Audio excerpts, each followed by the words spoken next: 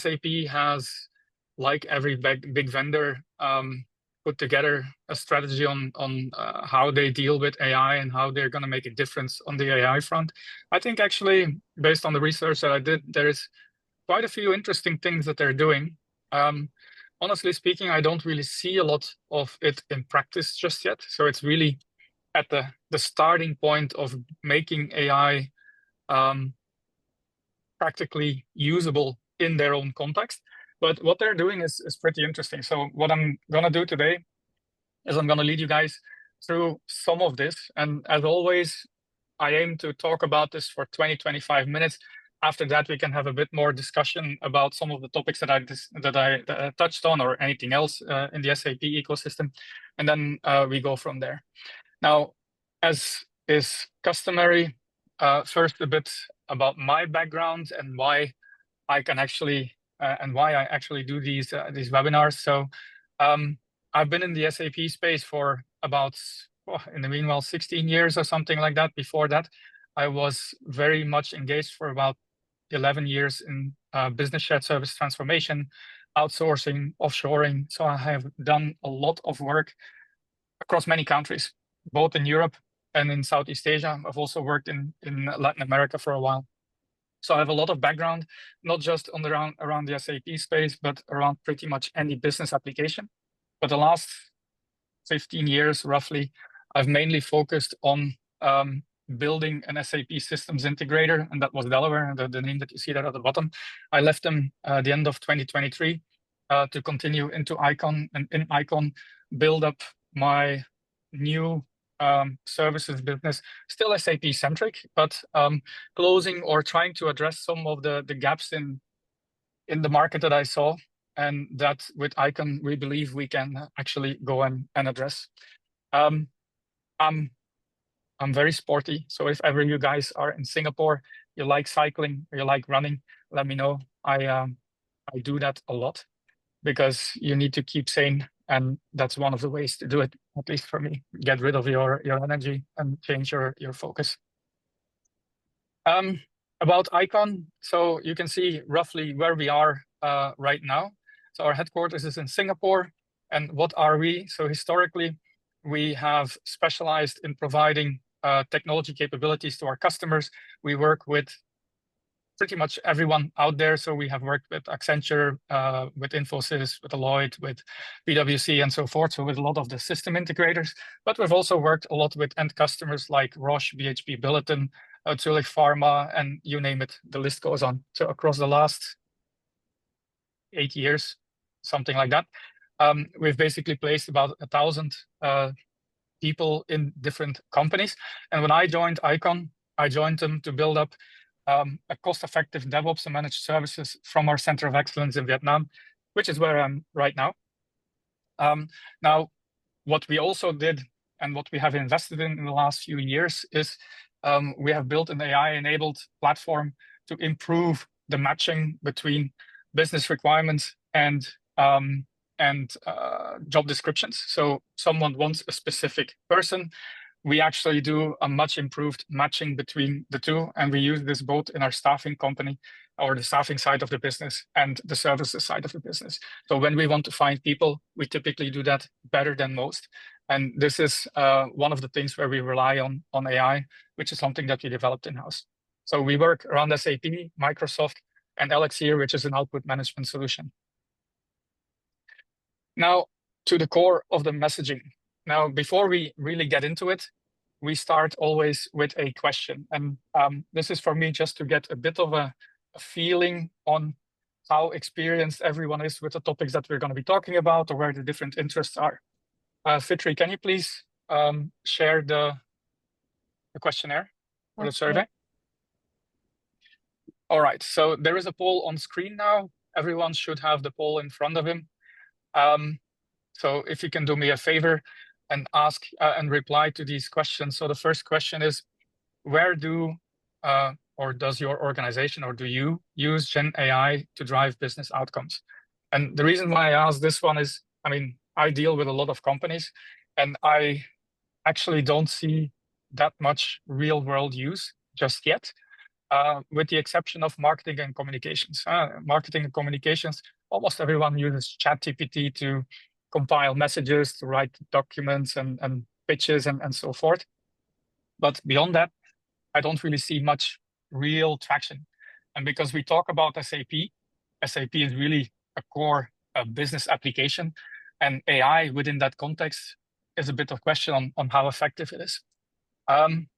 Now, the third one, using for write-up of functional spec. So FS actually stands for functional specifications. If you haven't done that yet, I would definitely recommend that you try out ChatGPT or one of the other big platforms, because we are starting to use, or we have started to use ChatGPT to do the big drafts of our functional specifications for business processes in an SAP-centric context. And that actually helps accelerate the work quite a bit, because it's very similar in nature. So the big draft you can do, and then you tune it to the specific needs of a particular context or a particular customer that you're talking to or talking about.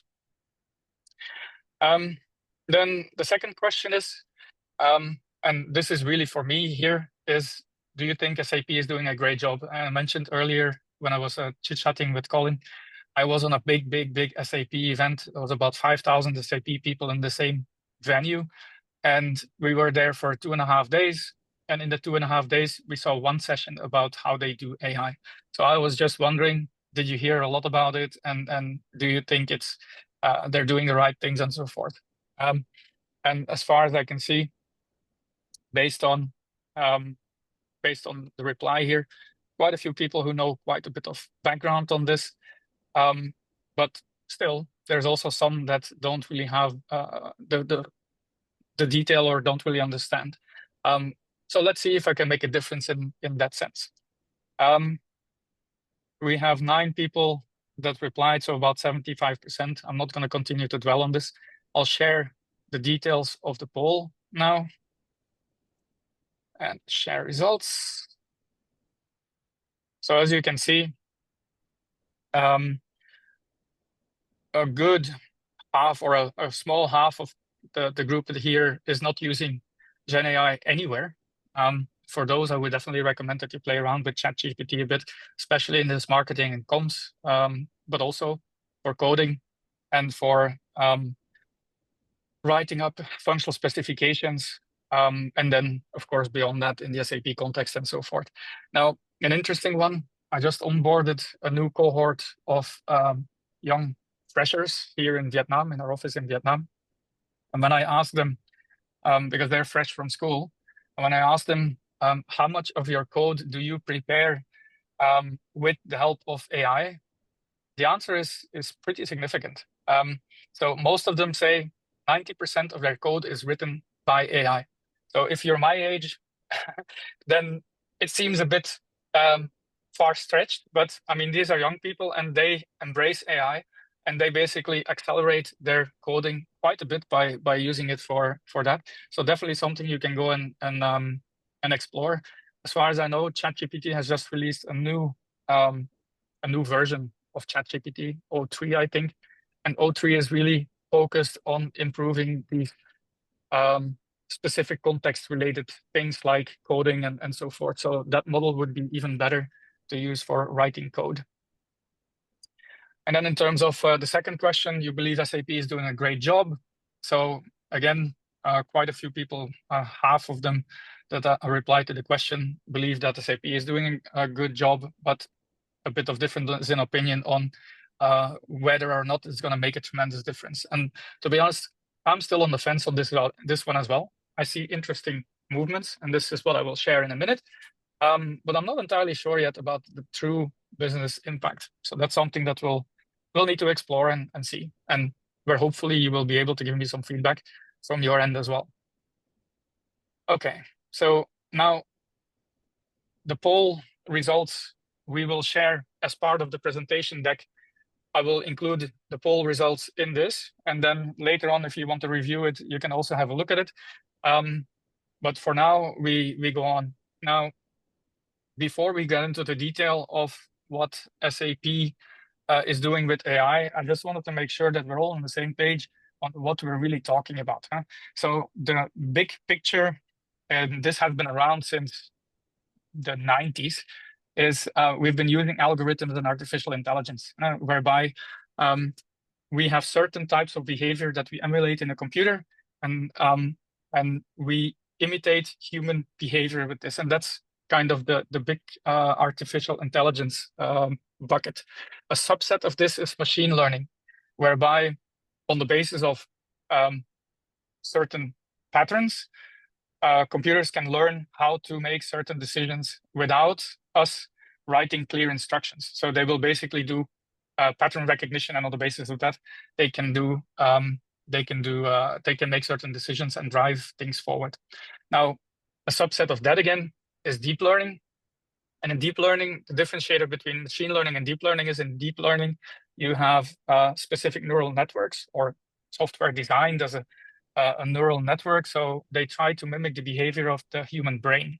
And based on this, you can then engage in either supervised or unsupervised learning. Supervised learning, humans still interact.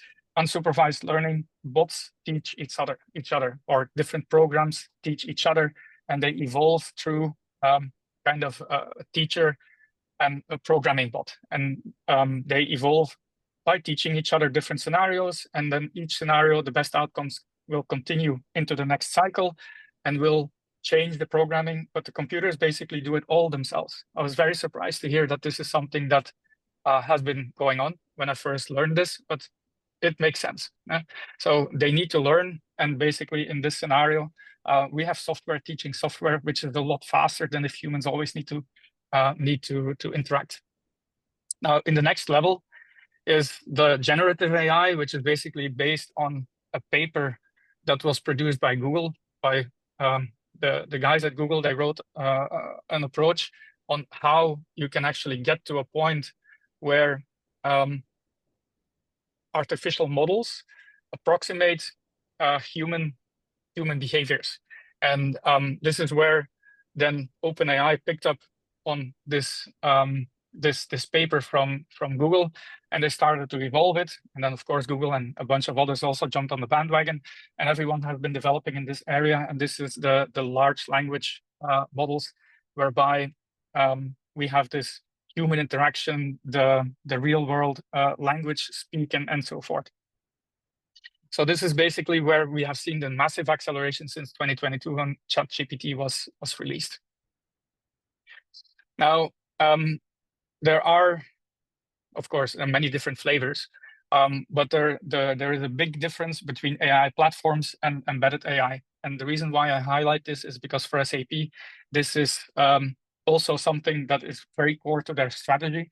So SAP doesn't want to be an AI platform. An AI platform is a dedicated platform where you basically can subscribe to, like I'm subscribed to ChatGPT and a few others. So they develop the core of the model, and they train the model, and they offer it for sale, for consumption. And embedded AI is basically you use an application, and in that application, you will have certain capabilities which are AI enabled. And that's basically the likes of Uber, who does it with their route planning, or with the costing models, whereby you have higher cost for specific areas at a certain time, and so forth. You have your Siri, where you have your interaction with a human interaction. Nest, which is about everything around managing the home, temperature in the home, lighting, and all these kind of things, also AI-based.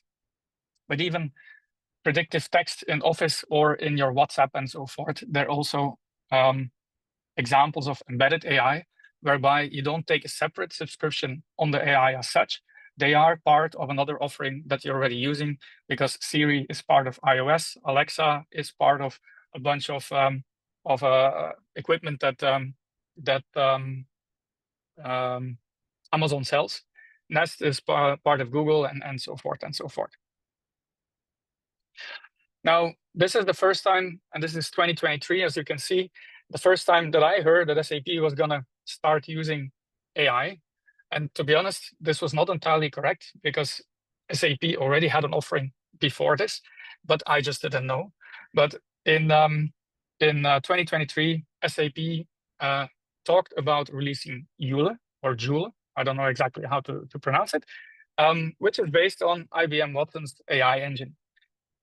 If anyone has any questions in between, because I hear some dinging in the background, just turn off your audio, turn on your audio and ask the question. I'm happy to jump in on that because I'm not entirely sure what is happening in the background because I only see the presentation right now. Okay, then getting to what SAP is actually doing. Now, SAP's AI strategy is based on making sure that they infuse AI into applications and the core SAP, the SAP platform. So focus on improving business processes, which means all SAP AI applications should be AI enabled. And to be able to build extensions, they offer AI microservices via the SAP BTP platform. And that's where I will show you how that works. So from a high level, you have what SAP calls the business AI approach.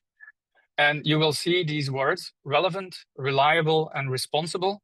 And that's something I will come back to later because I think this is an important dimension, something that not all AI users or not all companies that use or offer AI actually really necessarily fully consider.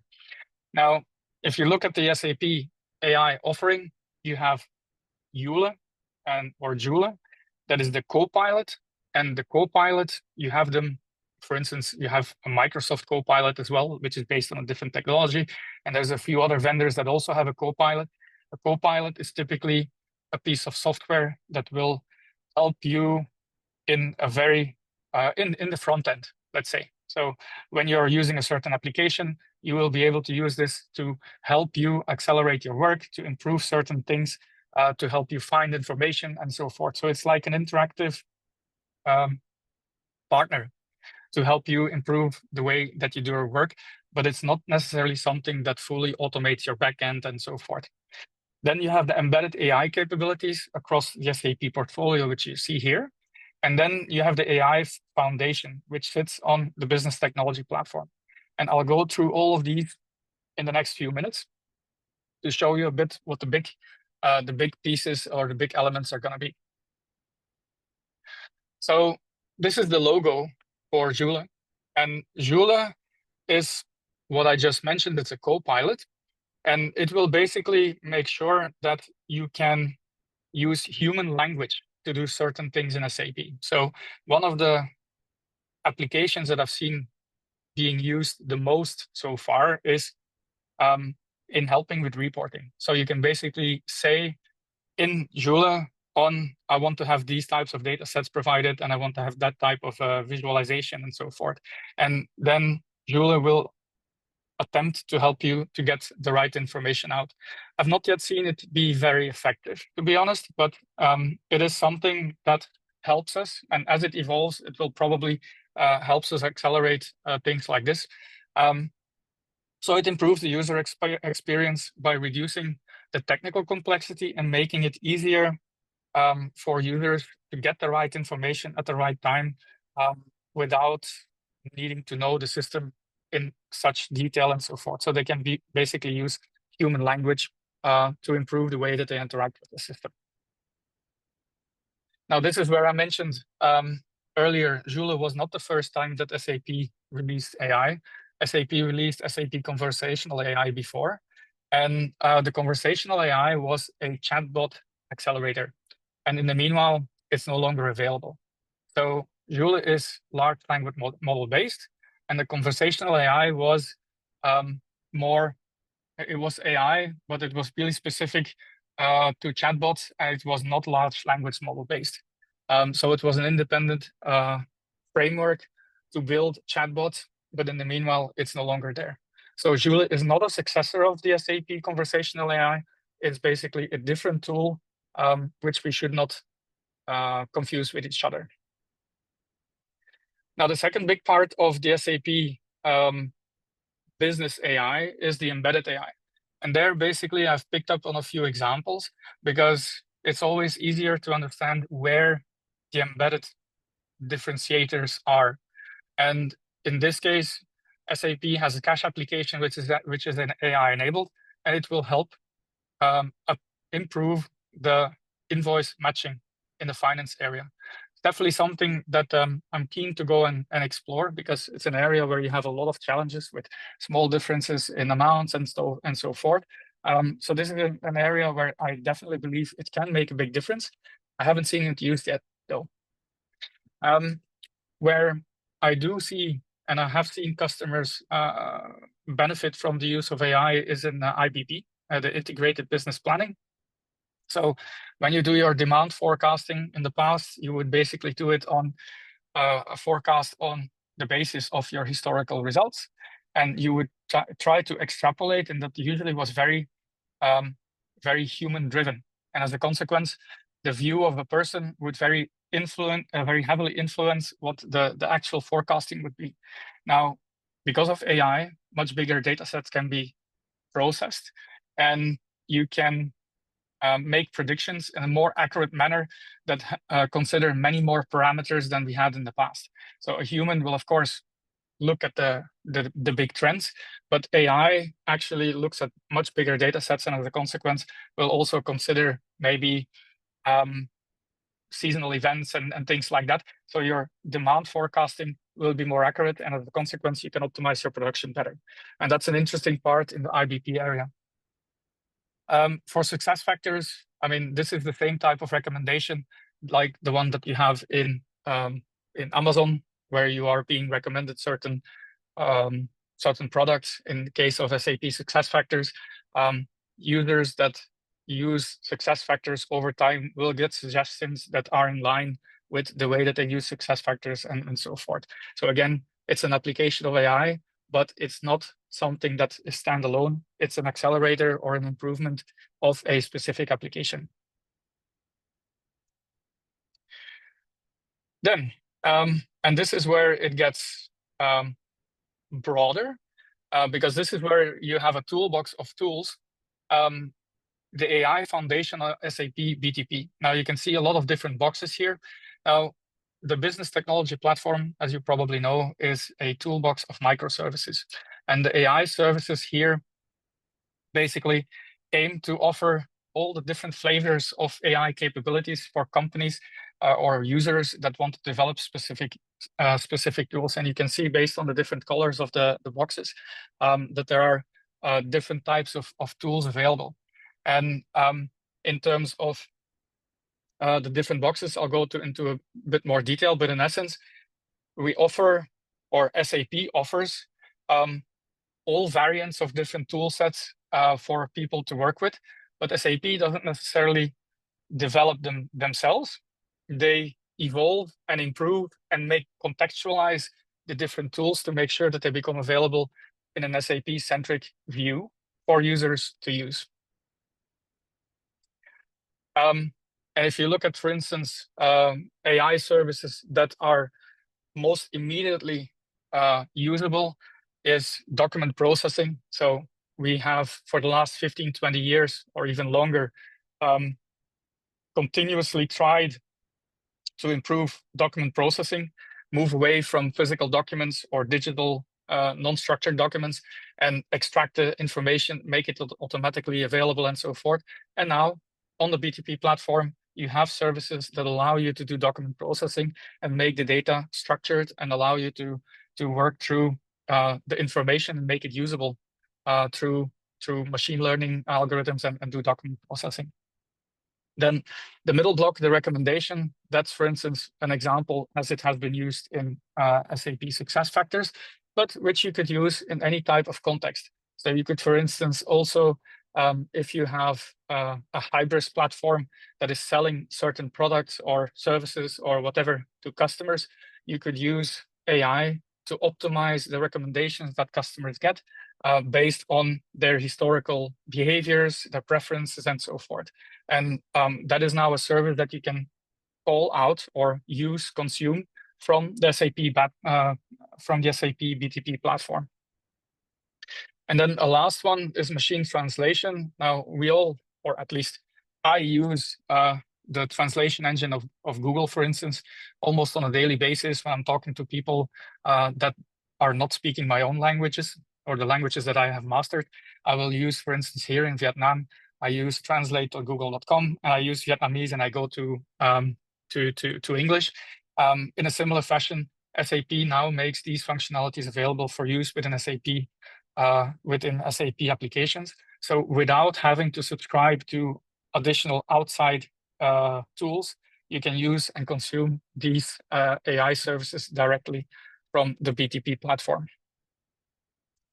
Now, the big interesting part, I think, in the BTP side is what SAP calls the generative AI hub. Now, you can see here at the top, you have a lot of different tools available, and it says many more. Now, what SAP basically does is SAP doesn't develop an own large language model, but they recognize that different large language models each have their strengths and weaknesses. And we all know you use ChatGPT for one, you use Sora for something else, you use Gemini, and every has their own strengths and weaknesses. And SAP brings this together in one platform. On the right-hand side, you can see that you can call these applications or these tools through a launchpad, or you can actually talk to them through code. And you can access it, and basically they're packaged, and they're also enhanced from an SAP perspective. So developers can contextualize the use of specific large language models that are out there because of the way that SAP has made agreements with all these different companies, brought them together in the AI hub to make sure that SAP customers in an SAP context can actually use them in the most efficient and most relevant fashion. Now, it's not the case that SAP just offers them as is, because we have something called a foundation model. So SAP will basically work with the AI vendors, and the AI vendors will basically set up a foundation model. And what is a foundation model? A foundation model is basically if you have ChatGPT 2.0 or 3.0, these are basically foundation models, which are the outcome of a long period of training or a long period, months of training with large data sets and so forth. And that foundation model typically is very mature. You can interact with it. It has a huge background, but it doesn't necessarily have an SAP background. And because of this, SAP adds their secret sauce. So they take the foundation models of all the companies that they work with, and they will basically adapt these large language models with SAP specific context. So they will use SAP business data, they will use SAP business processes, and all the IP that SAP has gathered over the years, and they will, let's say, complement the training of the standard models to come to a point that ChatGPT or Google or DALL-E or whatever, the moment that you provide them an SAP specific use case, that they will be able to reply in a much more exact fashion within the specific context that you're talking about, thanks to the fact that SAP has evolved the foundational model that was originally there into the SAP foundation model. And those you can then use for everything that you see on the right-hand side, sentiment analysis, video generation, image generation, or whatever. So you can build your custom applications, but specific to SAP. And that actually is something I found pretty interesting. Now, I mentioned these three terms that SAP brought up when they talk about SAP and AI. They also consider the balance and the role of AI in society and how they need to deal with certain things. And that one, they basically talk about three different terms. They talk about AI needing to be relevant.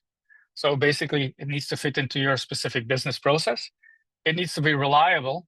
We all know large language models have a tendency to sometimes hallucinate or sometimes produce information that is not as accurate as you want it to be. And of course, in a business context, that's not something that you can endorse or can allow. So SAP is very specific. It also needs to be reliable. And then the last one, and this is the one that I actually found very admirable from SAP, that is SAP also says that AI needs to be applied responsible. And in this sense, SAP goes much further than the ChatGPTs and the Googles and so forth, who have largely shut down their ethics departments around how to apply AI. Now, I've added some detail for each of these boxes, which I'll leave to you for reading in a bit more detail. But from an AI responsible perspective, what I find very interesting that SAP is doing is that they basically have governance models with their own ethics advisors on how can you use AI, what should it be allowed to do, and what should it not be allowed to do, which data can it crunch and which data should stay away with, and so forth. So it's all within the framework of all relevant legislation, data privacy regulations, and so forth. And they really focus on making sure that this is also followed in a business context, which is pretty important, of course. So almost getting to the end, if you look at the specific benefits of SAP, so the way that they look at AI and the way that they want to apply it is they take the best of both worlds. They take the best that is out there in the market and they make it SAP specific, which is, I think, a tremendous accelerator for future use in SAP specific environments. From a security and compliance perspective, I mean, SAP is by far the most accredited ERP platform in the market. And there's a few others, of course, but the moment that companies or auditors or authorities know that you use SAP, it stands for something. And when you start to use AI, you don't want to discredit that dimension.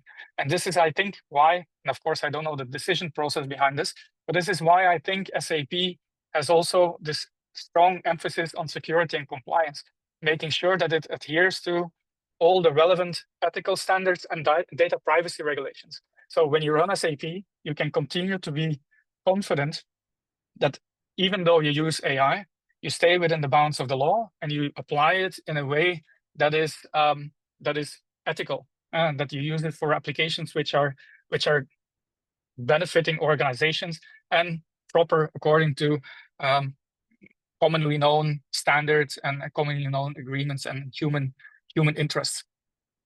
And of course, from an integration perspective, because it's all on the SAP BTP platform, SAP allows you to integrate any type of AI through the hub, through the AI hub, into the different applications that are available in SAP. So that's the highlight. I don't have that much time, and this is a topic where you can probably spend several hours talking about, but I thought based on my research and based on the background that I have, these are a bit the key highlights, and that's what I wanted to share today.